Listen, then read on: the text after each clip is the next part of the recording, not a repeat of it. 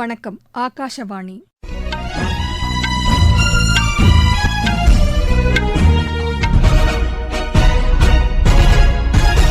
செய்திகள் வாசிப்பவர் லட்சுமி ராகவன். தலைப்புச் செய்திகள்: ஜம்மு காஷ்மீர் பாதுகாப்பு மற்றும் அமர்நாத் யாத்திரை முன்னேற்பாட்டு பணிகள் குறித்து மத்திய உள்துறை அமைச்சர் திரு அமித் ஷா இன்று உயர்மட்ட ஆலோசனை மேற்கொண்டார். பிரதமர் திரு நரேந்திர மோடி மக்களிடையே மனம் திறந்து பேசும் மன் கி பாத் நிகழ்ச்சி அகில இந்திய வானொலியில் வரும் 30ஆம் தேதி ஒலிபரப்பாக உள்ளது. சர்வதேச யோகா தினத்தையொட்டி உள்நாட்டிலும் இந்திய தூதரகங்களிலும் பல்வேறு விழிப்புணர்வு நிகழ்ச்சிகள் நடைபெற்று வருகின்றன. மழை வெள்ளத்தால் பாதிக்கப்பட்ட சிக்கிமில் மீட்பு மற்றும் நிவாரணப் பணிகள் முழுவீச்சில் நடைபெற்று வருகிறது. முதலாவது மகளிர் ஒருநாள் கிரிக்கெட் போட்டியில் தென்னாப்பிரிக்கா வெற்றி பெற 266 ரன் என்ற இலக்கை இந்தியா நிர்ணயித்துள்ளது. இனி விரிவான செய்திகள். பயங்கரவாதத்தை முற்றிலுமாக ஒழிக்க பிரதமர் திரு நரேந்திர மோடி தலைமையிலான அரசு உறுதி பூண்டுள்ளதாக மத்திய உள்துறை அமைச்சர் திரு அமித் ஷா தெரிவித்துள்ளார். ஜம்மு காஷ்மீரில் சமீபத்தில் நடந்த தீவிரவாத தாக்குதல்கள் குறித்து உயர்மட்ட ஆலோசனை மேற்கொண்ட அவர் நவீன யுக்திகளை பயன்படுத்தி தீவிரவாத நடவடிக்கைகளை கட்டுப்படுத்துவதற்கான முயற்சிகள் மேற்கொள்ளப்பட்டு வருவதாகவும் கூறினார். காஷ்மீர் பள்ளத்தாக்கு மற்றும் ஜம்முவில் தீவிரவாத நடவடிக்கைகளை முழு அளவில் கட்டுப்படுத்துவதற்கான முயற்சிகளை ராணுவமும் பாதுகாப்பு படையினரும் மேற்கொள்ள வேண்டும் என்று அவர் கேட்டுக் கொண்டார். நடப்பாண்டிற்கான அமர்நாத் யாத்திரை இம்மாதம் 29ஆம் தேதி தொடங்கி ஆகஸ்ட் மாதம் 19ஆம் தேதி வரை நடைபெறுவதையொட்டி அதற்கான முன்னேற்பாட்டு பணிகளையும் திரு அமித் ஷா இன்று ஆய்வு செய்தார். இக்கூட்டத்தில் தேசிய பாதுகாப்பு ஆலோசகர் திரு அஜித் தோவல், ஜம்மு காஷ்மீர் துணைநிலை ஆளுநர் திரு மனோஜ் சின்ஹா, உள்துறை செயலர் திரு அஜய் பல்லா, முப்படைகளின் தலைமை தளபதி திரு மனோஜ் பாண்டே மற்றும் காவல்துறை உயர் அதிகாரிகள் பங்கேற்றனர். பிரதமர் திரு நரேந்திர மோடி மக்களிடையே மனம் திறந்து பேசும் மன் கி பாத் நிகழ்ச்சி அகில இந்திய வானொலியில் வரும் 30ஆம் தேதி காலை 11 மணிக்கு ஒலிபரப்பாகிறது. நாட்டில் உள்ள அனைத்து வானொலி நிலையங்களும் இதனை அஞ்சல் செய்யும். பிரதமரின் உரை முடிந்தவுடன் அதன் தமிழாக்கத்தை சென்னை அகில இந்திய வானொலி ஒலிபரப்புகிறது. இது இரவு 8 மணிக்கு மறு ஒலிபரப்பும் செய்யப்படுகிறது. தமிழகம் மற்றும் புதுச்சேரியில் உள்ள வானொலி நிலையங்கள் இதனை அஞ்சல் செய்யும். பிரதமராக தொடர்ந்து 3வது முறையாக பொறுப்பேற்ற பின்னர் திரு நரேந்திர மோடி ஆற்றும் முதலாவது மன் கி பாத் உரை இதுவாகும். இந்த நிகழ்ச்சியில் இடம்பெற வேண்டிய அம்சங்கள் குறித்து பொதுமக்கள் தங்களது கருத்துக்களை தெரிவிக்கலாம் என்று மத்திய அரசு கேட்டுக் கொண்டுள்ளது. 1800-117-800 என்ற கட்டணமில்லா தொலைபேசி எண் வாயிலாகவும் நமோ கைபேசி செயலி வாயிலாகவும் கருத்துக்களை வரும் 28ஆம் தேதி வரை தெரிவிக்கலாம் என்று தெரிவிக்கப்பட்டுள்ளது. விவசாயிகளின் நலன்களை பாதுகாப்பதற்கு பிஜேபி தலைமையிலான தேசிய ஜனநாயக கூட்டணி அரசு உயர் முன்னுரிமை வழங்கியுள்ளதாக வேளாண் துறை அமைச்சர் திரு சிவராஜ் சிங் சௌஹான் கூறியுள்ளார். கடந்த 10 ஆண்டுகளாக விவசாயிகள் நலனுக்காக நிறைவேற்றப்பட்ட திட்டங்களை அவர் பட்டியலிட்டார். சர்வதேச யோகா தினம் வரும் 21ஆம் தேதி கொண்டாடப்படுவதையொட்டி பல்வேறு விழிப்புணர்வு நிகழ்ச்சிகள் நடைபெற்று வருகின்றன. வெளிநாடுகளில் உள்ள இந்திய தூதரகங்கள் சிறப்பு யோகா பயிற்சி வகுப்புகளையும் நிகழ்ச்சிகளையும் நடத்தி வருகின்றன. இங்கிலாந்தில் உள்ள இந்திய தூதரகம் சார்பில் லண்டனில் நடைபெற்ற யோகா தின சிறப்பு நிகழ்ச்சியில் 700க்கும் மேற்பட்டோர் ஆர்வத்துடன் பங்கேற்றனர். சென்னை நேரு உள் விளையாட்டு அரங்கில் 400க்கும் மேற்பட்டோர் பங்கேற்ற சூரிய நமஸ்காரம் யோகாசன பயிற்சி நடைபெற்றது. சேரா யோகத்தான் 2024 என்ற நிகழ்வில் 8 வயது முதல் முதியோர் வரை சூரிய நமஸ்காரம் செய்தனர்.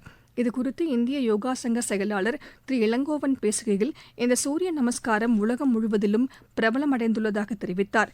உடல் ஆரோக்கியம் மற்றும் ஆன்மாவை தூய்மைப்படுத்தும் பணியை யோகாசனம் செய்கிறது என்றும் திரு இளங்கோவன் கூறினார். நிதி மோசடிகளில் இருந்து மக்கள் தங்களை பாதுகாத்துக் கொள்ளும் நோக்கில் மத்திய மறைமுக வரிகள் மற்றும் சுங்க வரிகள் ஆணையம் நாடு முழுவதும் விழிப்புணர்வு நிகழ்ச்சிகளை தொடங்கியுள்ளது. நாளேடுகள், செல்போன் குறுஞ்செய்திகள், மின் அஞ்சல்கள், சமூக வலைதளங்கள் மூலமாக மோசடி செய்பவர்கள் குறித்த தகவல்களை பொதுமக்கள் அறிந்து கொள்ளும் வகையில் விழிப்புணர்வு முகாம்களும் நடத்தப்பட்டு வருகின்றன. இதுபோன்ற தவறான தகவல்களை பெறுவோர் அடுத்து மேற்கொள்ள வேண்டிய நடவடிக்கைகள் குறித்தும் இந்த விழிப்புணர்வு முகாம்கள் மூலமாக எடுத்துரைக்க திட்டமிடப்பட்டுள்ளது. நீங்கள் கேட்டுக்கொண்டிருப்பது ஆகாஷவாணியின் செய்தி அறிக்கை.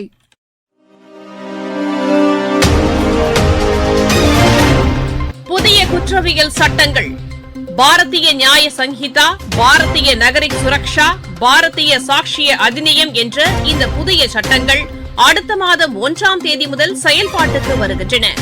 NCRB சங்கலான் கைபேசி செயலியை பதிவிறக்கம் செய்து இந்த சட்டங்கள் குறித்த விவரங்களை முழுமையாக அறிந்து கொள்ளலாம்.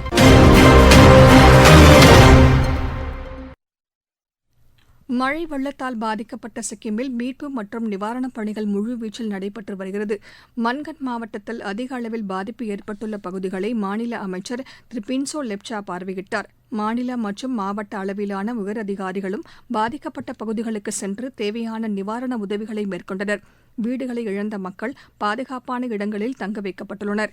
15 வெளிநாட்டவர்கள் உட்பட 2000க்கும் மேற்பட்ட சுற்றுலாப் பயணிகள் மீட்கப்பட்டு பாதுகாப்பான இடங்களில் தங்க வைக்கப்பட்டுள்ளனர். வெள்ளம் சூழ்ந்த பகுதிகளில் சிக்கியுள்ளவர்களை விமானங்கள் மூலம் மீட்கும் பணிகள் நடைபெற்று வருகிறது. மற்ற இடங்களில் சாலை மார்க்கமாக மீட்புப் பணிகள் அம்மாநில சுற்றுலாத்துறை அமைச்சர் திரு தெந்து பூட்டியாவின் கண்காணிப்பில் மேற்கொள்ளப்பட்டது. நிலச்சரிவால் சாலைகளில் ஏற்பட்டுள்ள பாதிப்புகளை சீரமைக்கும் பணிகள் மேற்கொள்ளப்படுவதில் தாமதம் ஏற்பட்டுள்ளது. பல இடங்களில் விமானங்கள் மூலம் மீட்புப் பணிகள் மேற்கொள்வதிலும் தடங்கல் ஏற்பட்டுள்ளதாக தெரிவிக்கப்பட்டுள்ளது. கனமழை மற்றும் நிலச்சரிவு காரணமாக இதுவரை 9 பேர் உயிரிழந்துள்ளனர். உயிரிழந்தோரின் குடும்பத்தினருக்கு தலா 4 லட்சம் ரூபாய் நிவாரணம் வழங்கும் பணியும் மாநில அரசின் சார்பில் நடைபெற்று வருகிறது. பாதிக்கப்பட்ட பகுதிகளில் உணவுப் பொருட்களை விநியோகம் செய்வதற்கான நடவடிக்கைகளும் மேற்கொள்ளப்பட்டுள்ளது. தேசிய ஜனநாயக கூட்டணியை பலவீனப்படுத்தும் எந்த நடவடிக்கைகளிலும் ஐக்கிய ஜனதா தளம் ஈடுபடாது என்று அக்கட்சியின் செய்தித் தொடர்பாளர் திரு KC தியாகி கூறியுள்ளார். செய்தி நிறுவனத்திற்கு அளித்துள்ள பேட்டியில் இதனை தெரிவித்த அவர், மக்களவைத் தலைவர் தேர்தல் தொடர்பாக எதிர்க்கட்சிகளின் ஒருங்கிணைந்த கூட்டணி தவறான அறிக்கைகளை வெளியிடுவதாக குற்றம் சாட்டினார். ஐக்கிய ஜனதா தளம் மற்றும் தெலுங்கு தேசம் கட்சியை பிளவுபடுத்தும் நடவடிக்கைகளில் பிஜேபி ஈடுபடும் என்ற எதிர்க்கட்சிகளின் குற்றச்சாட்டினை திட்டவட்டமாக அவர் நிராகரித்தார். பிஜேபி இதுபோன்ற செயல்களில் எப்பொழுதும் ஈடுபட்டதில்லை என்றும் திரு KC தியாகி கூறினார். நீட் தேர்வு முறைக்கு ஆதரவான நிலைப்பாட்டை மத்திய அரசு கைவிட வேண்டும் என்று முதலமைச்சர் திரு மு.க.ஸ்டாலின் தெரிவித்துள்ளார். இது தொடர்பாக அவர் வெளியிட்டுள்ள சமூக வலைதள பதிவில், ஏழை எளிய மாணவர்களுக்கும் சமூக நீதிக்கும் எதிராக நீட் தேர்வு முறை அமைந்துள்ளதாக கூறியுள்ளார். தகுதிக்கான அளவுகோலாக நீட் தேர்வு அமையவில்லை என்றும் அவர் தெரிவித்துள்ளார். இந்த தேர்வு முறை தொடர்பாக எழுந்துள்ள புகார்கள் பற்றி குறிப்பிட்ட திரு மு.க.ஸ்டாலின், நீட் தேர்வில் அமைப்பு ரீதியாகவே மாற்றம் தேவைப்படுகிறது என்று கூறியுள்ளார். தமிழ்நாடு சுற்றுலா வளர்ச்சிக் கழகத்தின் திருப்பதி தொகுப்பு சுற்றுலா திட்டத்தின் மூலம் நாள்தோறும் 400 பேர் வரை பயணம் செய்யலாம் என்று சுற்றுலாத்துறை அமைச்சர் திரு ராமச்சந்திரன் கூறியுள்ளார். இது தொடர்பாக இன்று அவர் வெளியிட்டுள்ள அறிக்கையில், சென்னையில் உள்ள சுற்றுலா வளர்ச்சிக் கழகத்தின் தலைமை அலுவலகத்திலிருந்து காலை மணி 4:30க்கு சுற்றுலா பயணிகள் அழைத்துச் செல்லப்படுவதாக குறிப்பிட்டுள்ளார். சுற்றுலா வளர்ச்சிக் கழகத்தின் ttdc.online.com என்ற இணையதளத்தில் இதற்கான முன்பதிவு செய்யலாம் என்றும் அமைச்சர் கூறியுள்ளார். சென்னை அகில இந்திய வானொலி 86 ஆண்டுகளை பூர்த்தி செய்து 87வது ஆண்டில் இன்று அடியெடுத்து வைத்துள்ளது. சென்னை அகில இந்திய வானொலியில் தாம் பங்கேற்ற நிகழ்ச்சிகள் குறித்த நினைவுகளை நம்மிடம் பகிர்ந்து கொண்டார் திரைப்பட பின்னணி பாடகி திருமதி மகதி. ஆல் இந்தியா ரேடியோட லிசனர்ஸ் எல்லாருக்கும் என்னோட பணிவான வணக்கங்கள். நான் கர்நாடக இசை மற்றும் திரைப்பட பின்னணி பாடகி மகதி பேசுறேன். ஃபர்ஸ்ட் டைம் நான் லோக்கல் அந்த கர்நாடிக் மியூசிக் கேட்டகரிக்காக ஆடிஷன் பண்ணும்போது பி கிரேட் ஆடிஷனுக்கு நான் அப்ளை பண்ணும்போது எனக்கு டைரக்ட் A கிரேட் வந்தது. நான் கர்நாடிக் கேட்டகரியில A கிரேட் ஆர்டிஸ்ட். ஸோ நிறைய வருஷம் அங்க லைவ் அண்ட் ரெக்கார்டட் கான்சர்ட்ஸ் பண்ற memories they are very close to my heart. விளையாட்டுச் செய்திகள். பெங்களூருவில் நடைபெற்று வரும் முதலாவது மகளிர் ஒருநாள் கிரிக்கெட் போட்டியில் தென்னாப்பிரிக்கா வெற்றி பெற 266 ரன் என்ற இலக்கை இந்தியா நிர்ணயித்துள்ளது. முன்னதாக விளையாடிய இந்தியா நிர்ணயிக்கப்பட்ட 50 ஓவரில் 8 விக்கெட் இழப்பிற்கு 265 ரன் எடுத்தது. 3 போட்டிகளை கொண்ட இந்த தொடரின் 2வது ஆட்டம் வரும் புதன்கிழமையும் 3வது மற்றும் இறுதிப் போட்டி வரும் 23ஆம் தேதியும் நடைபெறவுள்ளது. உலகக்கோப்பை டுவெண்டி கிரிக்கெட் போட்டியில் ஆஸ்திரேலியா 5 விக்கெட் வித்தியாசத்தில் ஸ்காட்லாந்தை வென்றது. கிரீஸின் நிக்கியாக்கியாவில் நடைபெற்று வரும் சர்வதேச தடகள சாம்பியன் போட்டியில் இந்தியாவின் பிரவீன் சித்திரவேல் வெண்கலப் பதக்கம் வென்றார். ஆடவர் ட்ரிபிள் ஜம்ப் பிரிவில் அவர் இப்பதக்கத்தை கைப்பற்றினார். மீண்டும் தலைப்புச் செய்திகள். ஜம்மு காஷ்மீர் பாதுகாப்பு மற்றும் அமர்நாத் யாத்திரை முன்னேற்பாட்டு பணிகள் குறித்து மத்திய உள்துறை அமைச்சர் திரு அமித் ஷா இன்று உயர்மட்ட ஆலோசனை மேற்கொண்டார். பிரதமர் திரு நரேந்திர மோடி மக்களிடையே மனம் திறந்து பேசும் மன் கி பாத் நிகழ்ச்சி அகில இந்திய வானொலியில் வரும் 30ஆம் தேதி ஒலிபரப்பாக உள்ளது. சர்வதேச யோகா தினத்தையொட்டி உள்நாட்டிலும் இந்திய தூதரகங்களிலும் பல்வேறு விழிப்புணர்வு நிகழ்ச்சிகள் நடைபெற்று வருகின்றன. மழை வெள்ளத்தால் பாதிக்கப்பட்ட சிக்கிமில் மீட்பு மற்றும் நிவாரணப் பணிகள் முழுவீச்சில் நடைபெற்று வருகிறது. முதலாவது மகளிர் ஒருநாள் கிரிக்கெட் போட்டியில் தென்னாப்பிரிக்கா வெற்றி பெற 266 ரன் என்ற இலக்கை இந்தியா நிர்ணயித்துள்ளது. இத்துடன் இந்த செய்தி அறிக்கை நிறைவு பெற்றது.